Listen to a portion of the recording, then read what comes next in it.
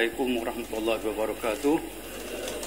Kita mulakan sama-sama dengan Al-Fatihah.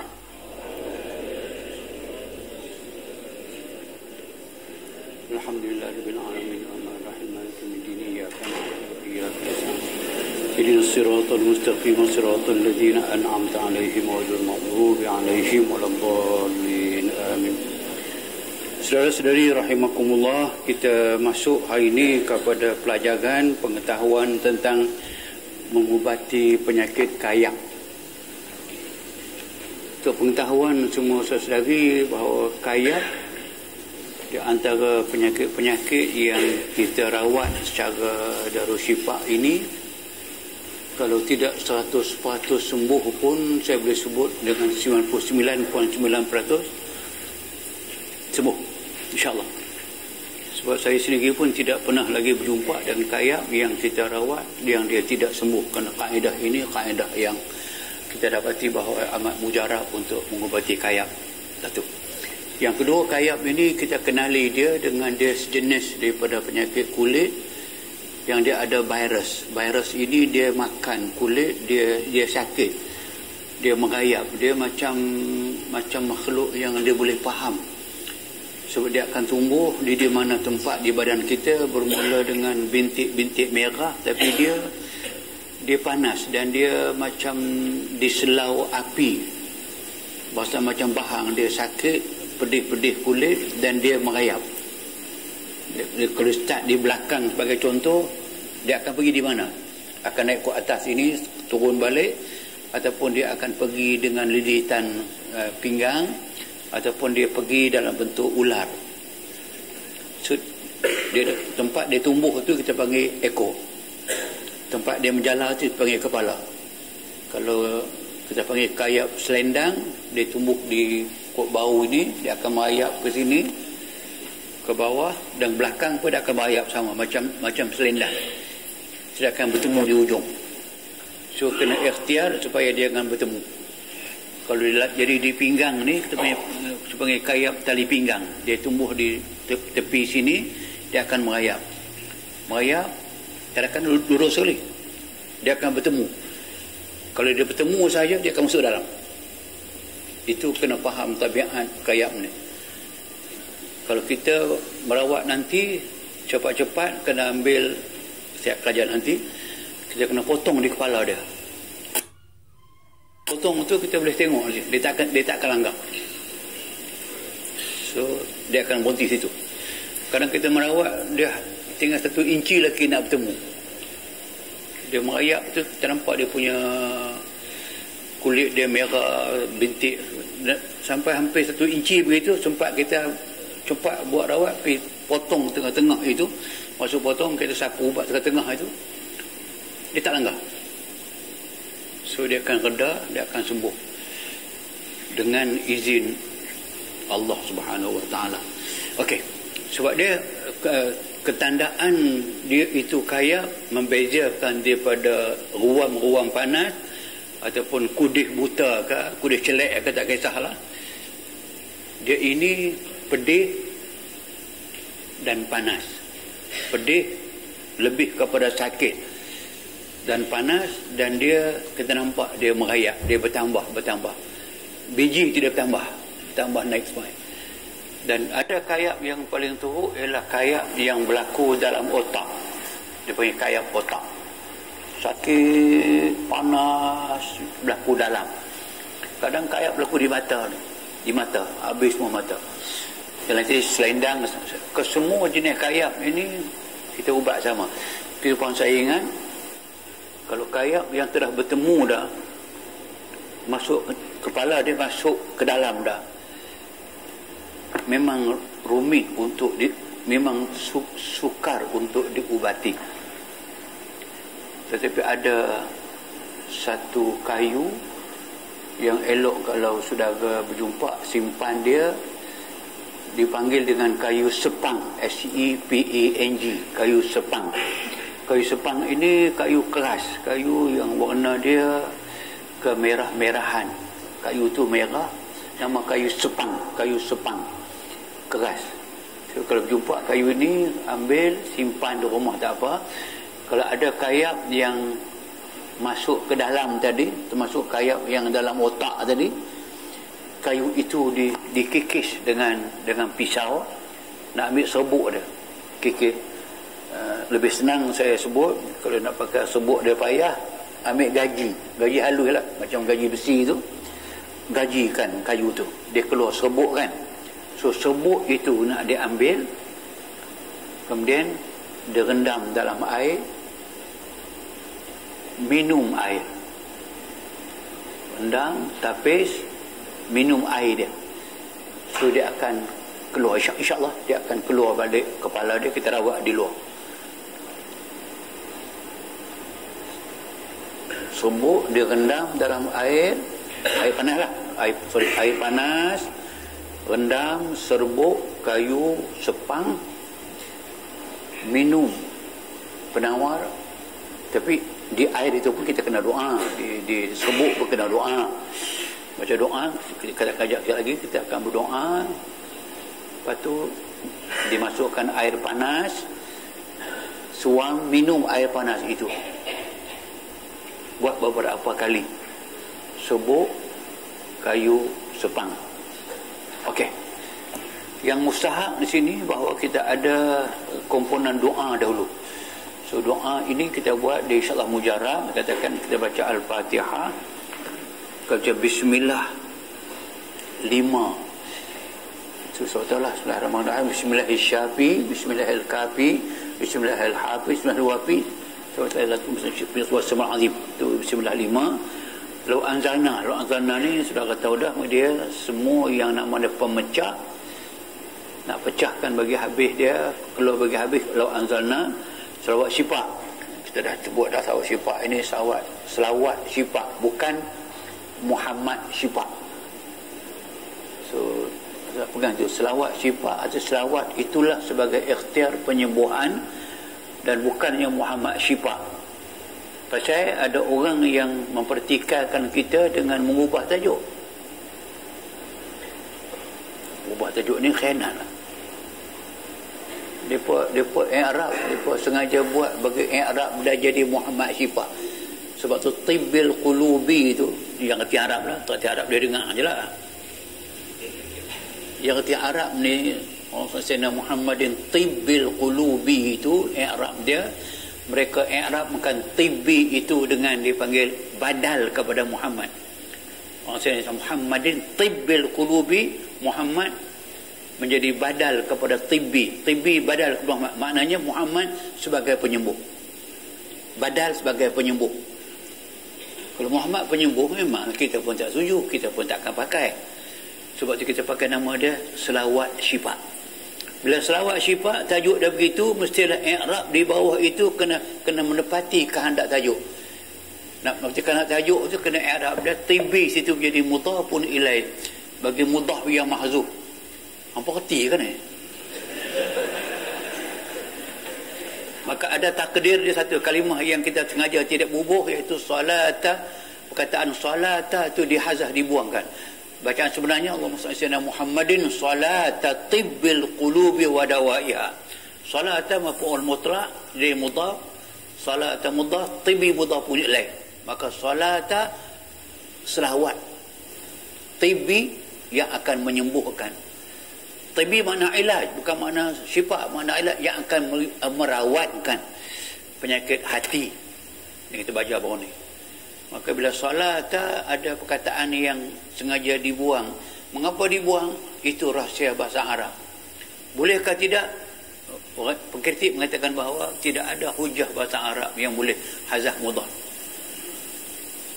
Anda buka dalam Syarah Ibnu Aqil juzuk yang kedua, anda berjumpa dengan babul idhafah. Teks dia berbunyi waqad yuhzaful mudhafu wa yabqal mudhafu ilaihi majruran kama kana anda dzikril mudhaf. Itu teks. Kadang-kadang bahasa Arab ini disusun dengan cara mudhaf sandaran dibuang, tinggal ke mudhafun ilaih, baca majrur, macam dia tak dibuang. Ka qaulihi ta'ala, ada ayat Quran, turiduna aradal hayatad dunya wallahu yuridul akhirata dibaca, yuridul akhirati dibaca. Kalau akhirati dia buang mudhaf, yuridul aradal akhirati. Kalau akhirata jadi mudhaf ilaih, yuridul akhirata. Quran mengatakan boleh buang mudhaf. Apa tak faham tak apalah, tapi maknanya tidak salah bahasa Arab, kukuh kaedah, boleh hazaf mudhaf. Dengan lain bahasanya, tidak ada sebarang kesalahan pada selawat syifa. Di mana yang nak diambil sandaran dia, selawat syifa ini ada dalam At-Tibbun Nabawi. Tibbun Nabawi. Tibbun Nabawi itu kitab rawatan Nabi yang dibuat Ibnu Qayyim. Kitab yang beri autoriti lah, perawatan Nabi. Tapi mukadimah dia dibuat oleh Muhammad At-Tanahi, Ustaz Musyarik, Ustaz Profesor Madya di Universiti Malik bin Aziz Makkah. So dia yang menulis mukadimah dia selawat syifa. Kalau dia tulis mukadimah selawat syifa dalam buku Tibbun Nabawi pula, dia cetak, dia sebar seluruh dunia Islam, tak ada masalah. Mengapa yang mari sini ada masalah? So kesimpulan dia, kita ada pegangan yang kuat selawat syifa. Lepas tu yang ni, yang kelima tu, nun wal qalam wa ma yasturun ma anta bi ni'mati rabbika bimajnun. Yang ni saya nak ajar lagi sekali, suara baca sama saya. Bismillahirrahmanirrahim. Nun wal qalami wa ma yasturun ma anta bi ni'mati rabbika bimajnun.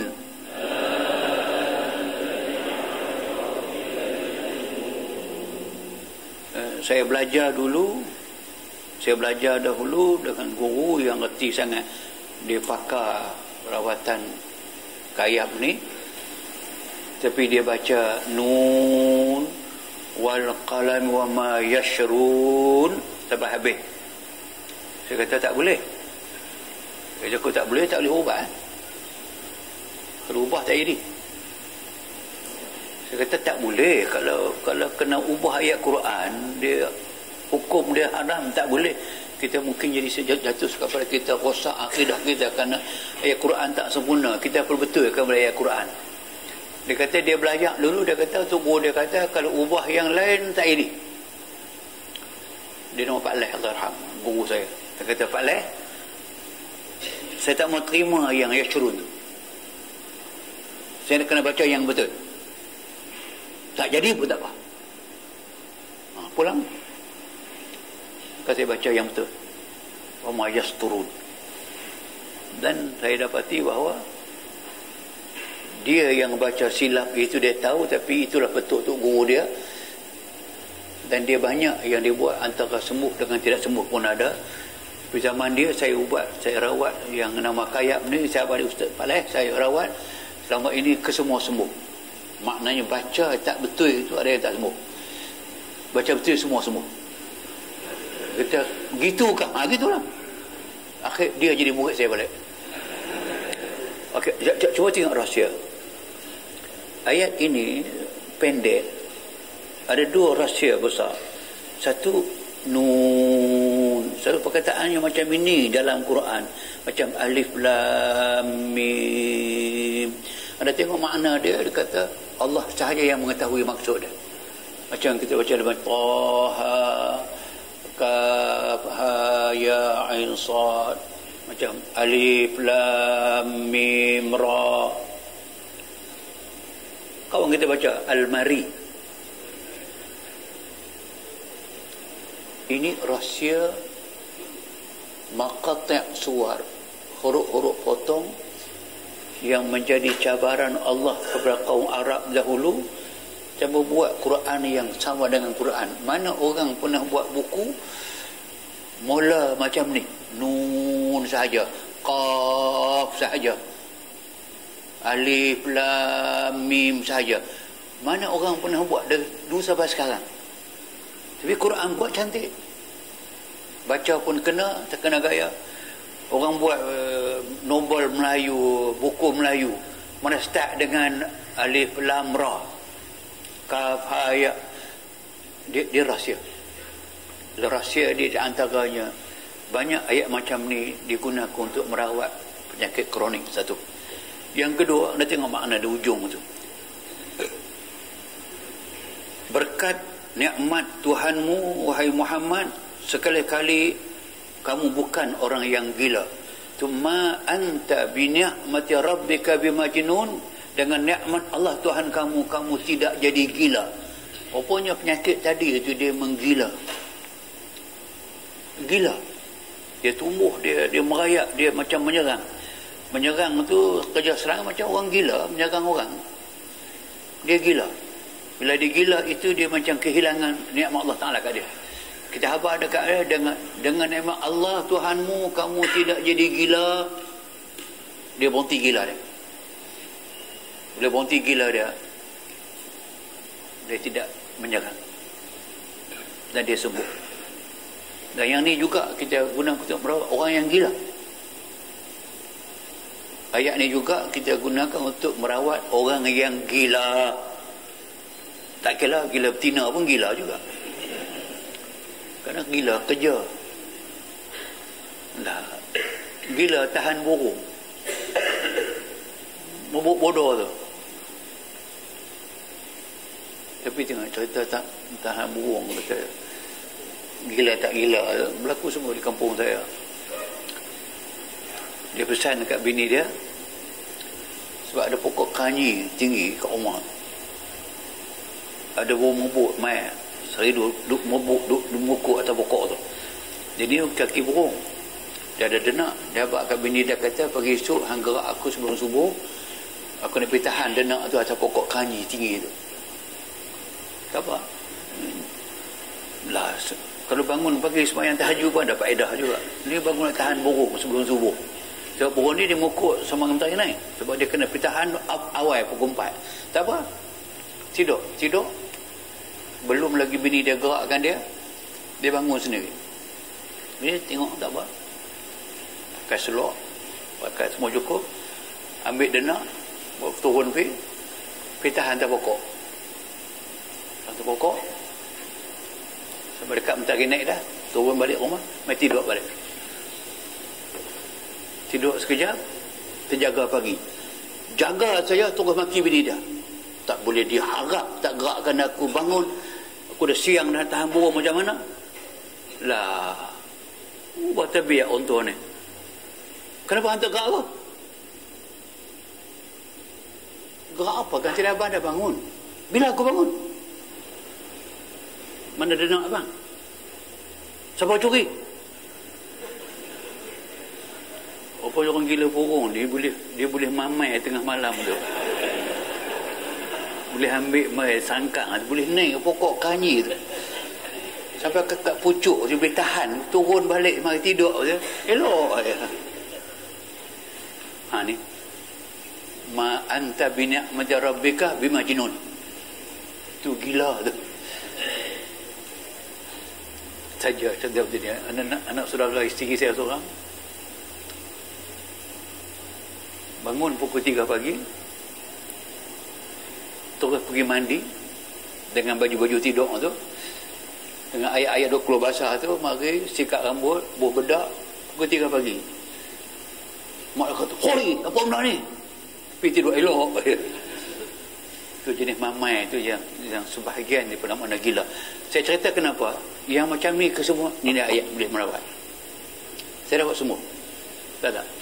So ingat balik ayat ni, penyakit yang nama dia gila tadi termasuk yang nama dia kayap tadi tu ayat ini. Termasuk yang nama dia, sebab tu merawat kanser, merawat barah pun kita pakai ayat ni. Pasal kanser itu punya sel dia menggila. Dia multiply 2, 4 jadi 8, dia membesar. Menggila. Semua yang nama gila ni pakai ayat ni. Saya baca betul nun wal qalami wa ma yasturun ma anta bi ni'mati rabbika bimajnun. Tiup. So 5 komponen ayat bacaan. Inilah yang ada baca pada bahan rawatan. Bahan rawatan kita ada di sini. Atas tu bedak sejuk. Ini Kalau saudara ambil tidak kena bedak sejuk, dia tak mau sembuh. Bedak sejuk ni bedak sejuk yang benar-benar sejuk, bedak sejuk asli lah. Bedak sejuk ini biasanya dibuat dengan beras yang direndam 3 bulan paling cepat.